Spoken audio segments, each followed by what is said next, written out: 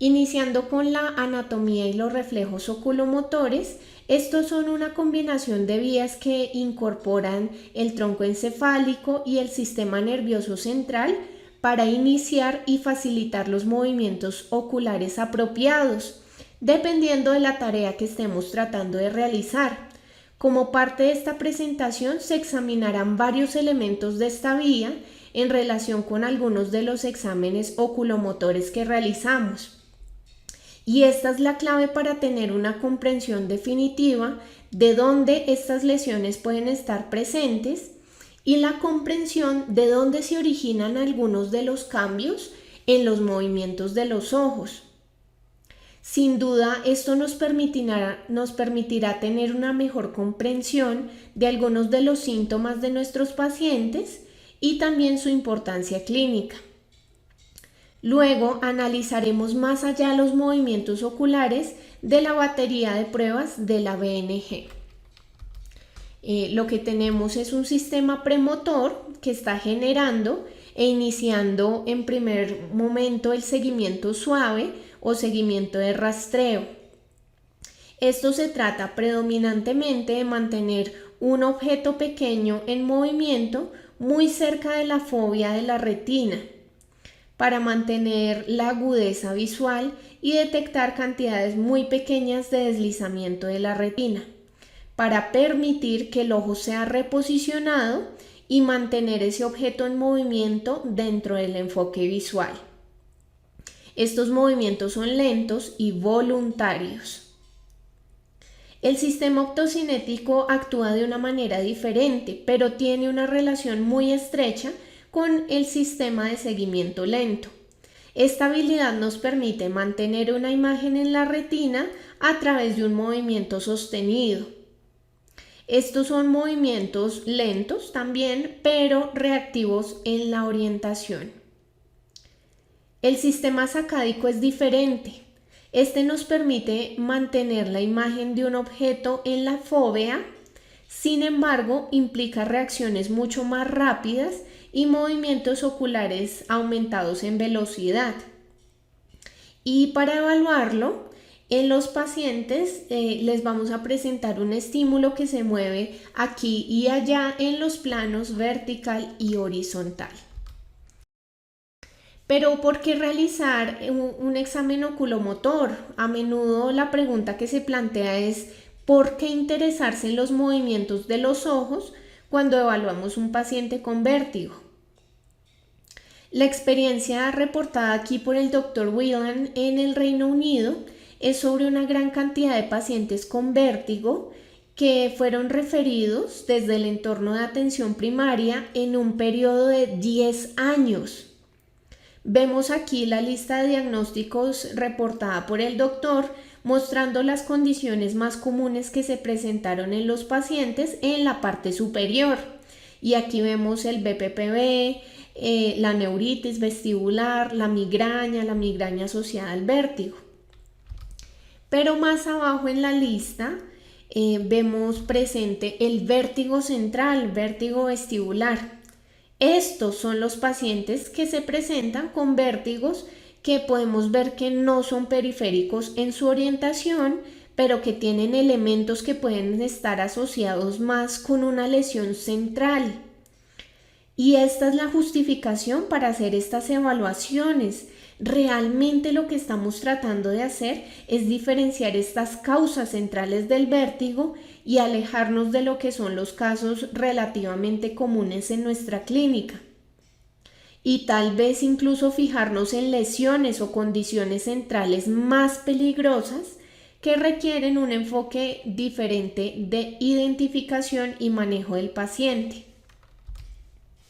Si miramos algunas de las etiologías del sistema nervioso central, esta lista que mostraré a continuación no es totalmente incluyente, pero nos da una idea de parte de la diversidad de lo que podemos ver en pacientes con vértigos centrales. Lo primero en lo que tenemos que pensar es en las condiciones oftalmológicas, por lo que problemas en relación con el movimiento de los ojos nos puede conllevar dificultad en tareas y actividades oculomotoras. También tenemos condiciones más degenerativas como la parálisis supranuclear progresiva y las ataxias cerebelosas. Estas también pueden exhibir alteraciones dentro del examen oculomotor. El infarto del tronco encefálico depende de qué lado sea la lesión y la extensión del infarto. Podemos ver más cambios y alteraciones notables dentro de la alteración de las pruebas oculomotoras. En la enfermedad de Alzheimer, que es de una naturaleza progresiva, a menudo cambia parte de la función del sistema nervioso central y con el tiempo estos pacientes presentan vértigo, desequilibrio, caídas, incoordinación. Y cuando estos pacientes se presenten en nuestra clínica y miramos sus movimientos oculares, nos dan una idea de en qué lugar del sistema nervioso central pueden estar sucediendo estos cambios. Otras condiciones degenerativas como la enfermedad de Parkinson, otros cambios neurológicos como los ataques isquémicos transitorios, los accidentes cerebrovasculares, otras condiciones como la esclerosis múltiple, que a menudo pueden indicar cambios en la conducción nerviosa y pueden estar afectando los movimientos de los ojos, mostrándose de manera muy simple en el examen oculomotor. También las lesiones ocupantes, que presentan compresión e interrupción de algunas de las señales centrales y la coordinación del sistema, lo que puede resultar en vértigo, desequilibrio, incoordinación y cambios sutiles en los movimientos de los ojos. Entonces, como les comentaba, en estas pruebas de estabilidad visual vamos a evaluar la fijación primaria a la derecha y a la izquierda. Para evaluar estos movimientos lo haremos con fijación y sin fijación, y esto es importante dentro de la evaluación, pues el caso más común que podemos ver de inestabilidad es el nistagmo. Si el nistagmo está presente en cualquiera de las tres condiciones, al centro, a la derecha o a la izquierda, esto tendrá un efecto en los demás registros de la BNG. Si hay un nistagmo presente con la fijación, entonces esto va a afectar las pruebas acádicas y las pruebas de seguimiento lento. Y también tendrá una influencia en las pruebas optocinéticas. Si por el contrario el nistagmo está presente con la supresión de la fijación, esto podría alterarnos las pruebas posicionales y lo más importante, la evaluación calórica. Por lo que cuantificar la estabilidad de la mirada antes de realizar otros exámenes oculomotores tiene una utilidad clínica muy sólida. Aquí estamos viendo algunos ejemplos de nistagmo provocado en diferentes posiciones de los ojos. Y de nuevo, a medida que avanzamos en el examen oculomotor y también más adelante en la BNG, podemos tener en cuenta pues que al encontrar nistagmos u otros movimientos diferentes en la prueba, pues vamos a tener alteraciones más adelante. Entonces, en conclusión, la estabilidad de la mirada es el examen que evalúa la capacidad de los pacientes para mantener la mirada constante y sin fijación, como lo hemos dicho, sin presentar nistagmo. Ahora vamos a ver otras pruebas que son las pruebas sacádicas. Entonces, después de la prueba de estabilidad de la mirada, aquí en el video podemos ver pues que ya el paciente está realizando unos movimientos rápidos de los ojos y esto pues ya iría relacionado más con las pruebas sacádicas. Entonces, estos movimientos son movimientos oculares aleatorios, tanto en el plano horizontal como en el plano vertical. Y podemos rastrear los movimientos de los ojos del paciente. Y para cuantificar las pruebas sacádicas necesitamos llevar a cabo por lo menos unas 20 sacadas en cada dirección para utilizar plenamente el patrón o los cambios que pueden estar presentes. Estas mediciones se pueden describir como un seguimiento. Lo que podemos ver aquí pues es un movimiento de los ojos pasando de la izquierda a la derecha y siguiendo pues el objetivo a lo largo del patrón. Dentro de esta prueba tenemos algunos parámetros diferentes que nos permiten cuantificar las anomalías, por lo que vamos a verlas una por una. Entonces, en un primer momento vamos a medir la latencia, que corresponde al tiempo que le toma al ojo moverse después de que el objetivo ha iniciado el movimiento. Típicamente, pues esto lo vamos a ver entre los 100 y 120 milisegundos después de que se mueve el objetivo. Cualquier retraso en este movimiento de más de 200 milisegundos y si es un patrón consistente que sigue a través de la prueba de sacadas, podemos ver pues que el ojo se retrasa unilateralmente, ya sea a la derecha, a la izquierda, hacia arriba o hacia abajo, en el caso de las sacadas verticales, o es bidireccional si se mueve en el plano horizontal y vertical. Las anomalías de la latencia del movimiento se describen dentro de las estructuras del sistema central, como la corteza frontal, la corteza frontoparietal o incluso los ganglios basales.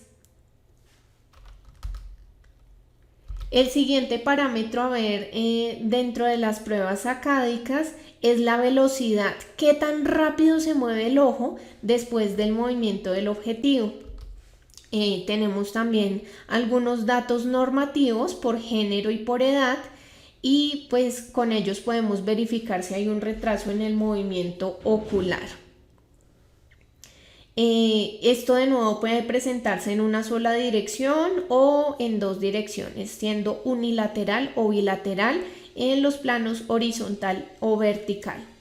Los retrasos en la velocidad nos dan una indicación dentro del sistema nervioso central de mirar estructuras como el complejo supranuclear, el tronco encefálico, los ganglios basales y generalmente se asocia con una enfermedad neurodegenerativa, por ejemplo el Parkinson, Huntington o la parálisis supranuclear progresiva e incluso una degeneración espinocerebelosa. Aquí tenemos los datos normativos con el área sombreada, donde pues no deberían encontrarse ninguno de los puntos. Otra de las alteraciones que podemos ver en esta prueba es la precisión. Entonces, esta se calcula como el porcentaje de distancia del movimiento de los ojos después del primer movimiento del objetivo. Es decir, si el ojo se mueve la misma distancia que el objetivo. Entonces, si esto sucede, decimos que es una precisión del 100% del movimiento. Pero luego podemos también empezar a cuantificar ese movimiento por su naturaleza. Entonces podemos ver, por ejemplo, un movimiento que no alcanza el mismo punto que el objetivo y esto lo describiríamos como una hipometría, lo cual puede corresponder a lesiones cerebelosas, lesiones que están afectando el vermis dorsal. Por otro lado, podemos ver que el movimiento excedió el movimiento del objetivo, es decir, se fue más allá de lo que nos dice el patrón y luego debe hacer un movimiento correctivo de los ojos para regresar al objetivo y estas lesiones las llamaríamos hipermétricas y son más consistentes pues con afectaciones del cerebelo. Un ejemplo de alteración en la prueba sacádica es la oftalmoplegia internuclear, que puede presentar parálisis tanto en una dirección unilateral o bilateral, donde el ojo se abduce inapropiadamente, creando un efecto de visión doble en el plano horizontal. Asimismo, estos pacientes presentarán pues vértigo, inestabilidad al encontrarse de pie.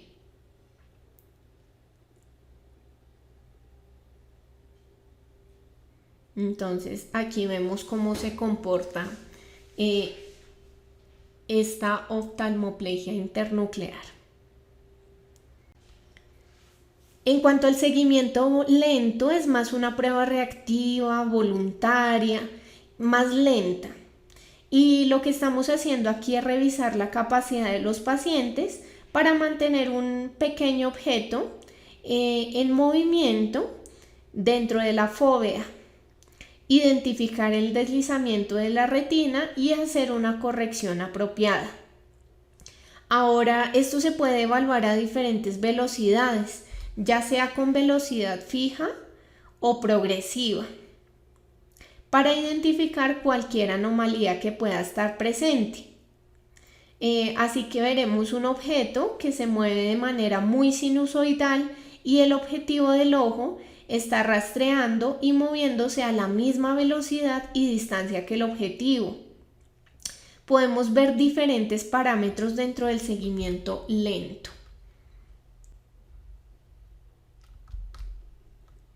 Entonces, aquí vemos la forma de sinusoide que nos va a exhibir la gráfica de esta prueba. Y lo primero que vamos a ver es la ganancia. Entonces, la ganancia es aquella medida del movimiento de los ojos versus el movimiento del objetivo. Podemos ver si el movimiento está dentro de la fase de movimiento del objetivo. También podemos ver cualquier asimetría. Por ejemplo, en el caso de la oftalmoplegia nuclear, podríamos tener una parálisis asimétrica en dirección hacia la izquierda o hacia la derecha, que causaría movimientos oculares anormales que se identificarían a través de esta prueba de seguimiento suave.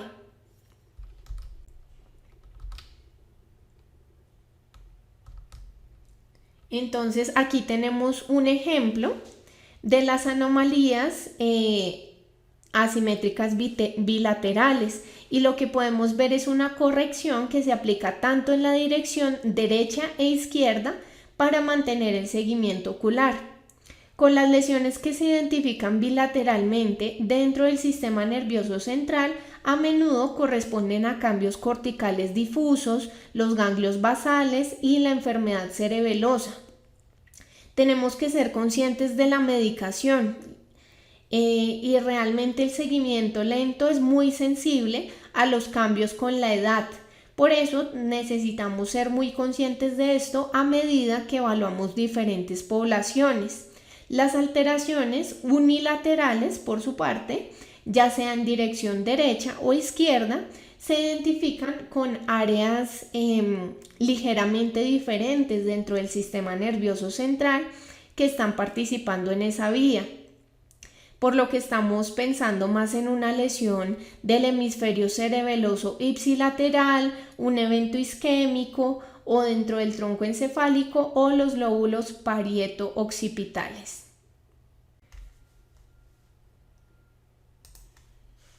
Aquí tenemos un ejemplo de la estimulación optocinética.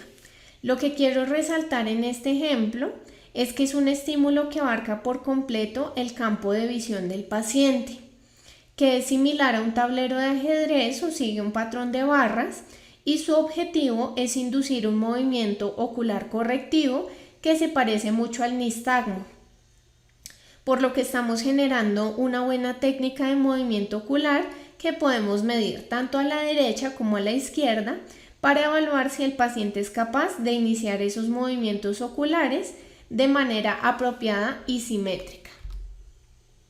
Aquí podemos ver algunos de los registros que se ven dentro del software, y estos nos permiten cuantificar la velocidad de los movimientos oculares y establecer si tienen la misma ganancia. Lo que hace el ojo es moverse el grado correcto tanto a la derecha como a la izquierda.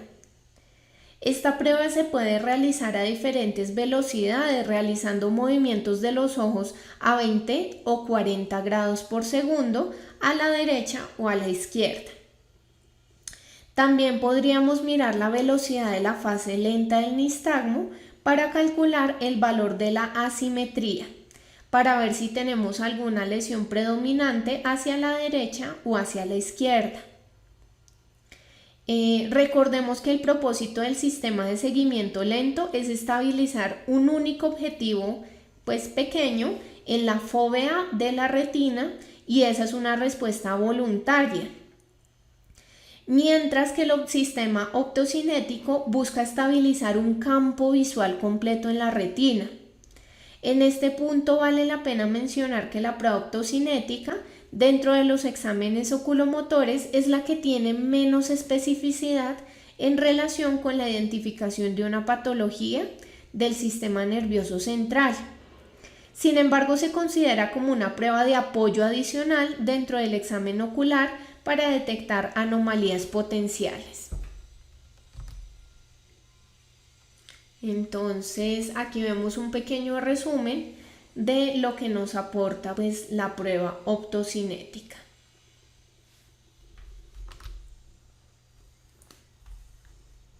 Y aquí podemos ver pues cómo se comporta el movimiento ocular del paciente durante esta prueba. Entonces vemos que tiene todas las características de un nistagmo, un movimiento rápido involuntario de los ojos.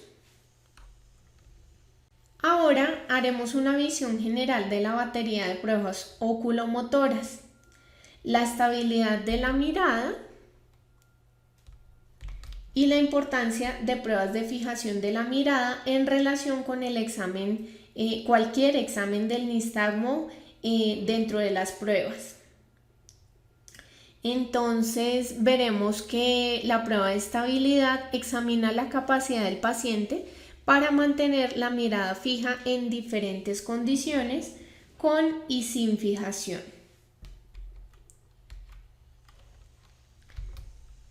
Por otro lado, la prueba sacádica examina la capacidad de hacer movimientos oculares rápidos en el plano horizontal y vertical.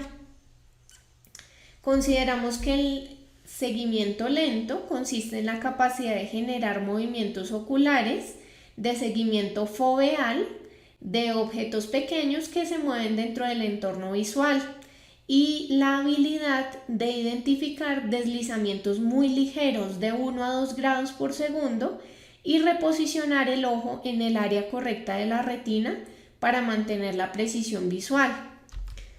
En la prueba optocinética hemos identificado que se requiere pues una estimulación del campo visual completo para iniciar una respuesta reflexiva.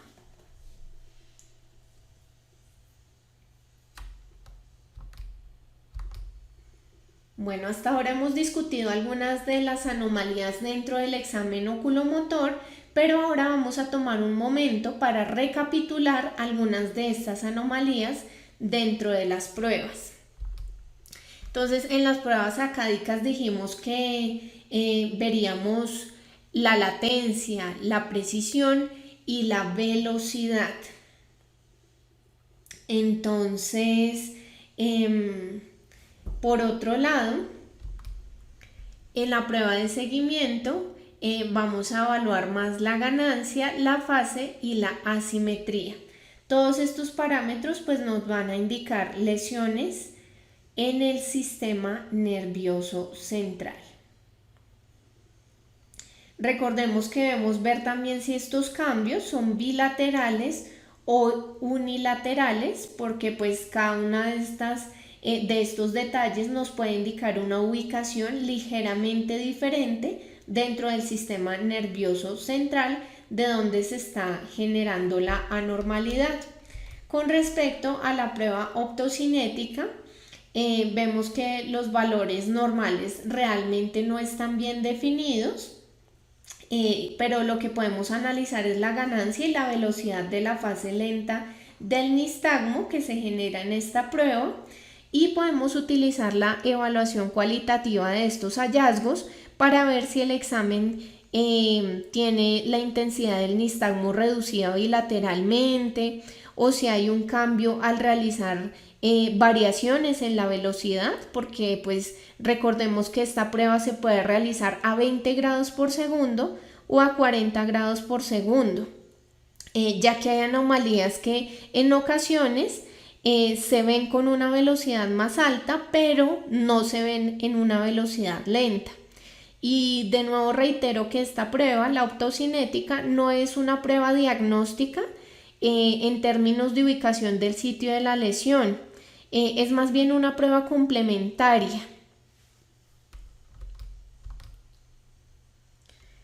Para resumir, el sitio de la lesión según la prueba: en las pruebas acádicas, las anomalías son consistentes con lesiones centrales, en el fascículo longitudinal medial, médula lateral, cambios de la corteza frontal o frontoparietal, ganglios basales o cerebelo. Las anomalías del seguimiento lento se han identificado con lesiones corticales difusas en los ganglios basales o enfermedades cerebelosas. También con lesiones focales del tronco encefálico o la región parieto-occipital. En conclusión, la evaluación oculomotora es un valioso examen para identificar cualquier cambio sutil a nivel central, y para algunas de estas condiciones que son progresivas, esta evaluación nos permite identificar causas más peligrosas del vértigo y el equilibrio dentro de nuestra clínica, que no son de naturaleza periférica y que requieren un manejo diferente e investigación en modalidades diferentes para abordar las necesidades de estos pacientes. También hemos analizado que la identificación de estas anomalías oculomotoras nos está permitiendo hacer una interpretación más precisa de otros registros del movimiento ocular en la batería de pruebas de la BNG. La BNG tiene por objeto establecer la función periférica y el posicionamiento de los síntomas anormales en relación con los movimientos oculares. Por esta razón, un deterioro dentro del sistema oculomotor o en la estabilidad puede tener influencia en términos de registros de la BNG que podemos utilizar en la batería de pruebas. Esto es muy importante para establecer el sitio de lesión y también en términos de manejo y opciones de tratamiento para los pacientes. En resumen, el examen oculomotor tiene una buena utilidad clínica y la validez de su uso dentro de las baterías de prueba es muy consistente con una herramienta de diagnóstico para separar las causas centrales de las vestibulares de acuerdo a los hallazgos presentados en la batería de prueba.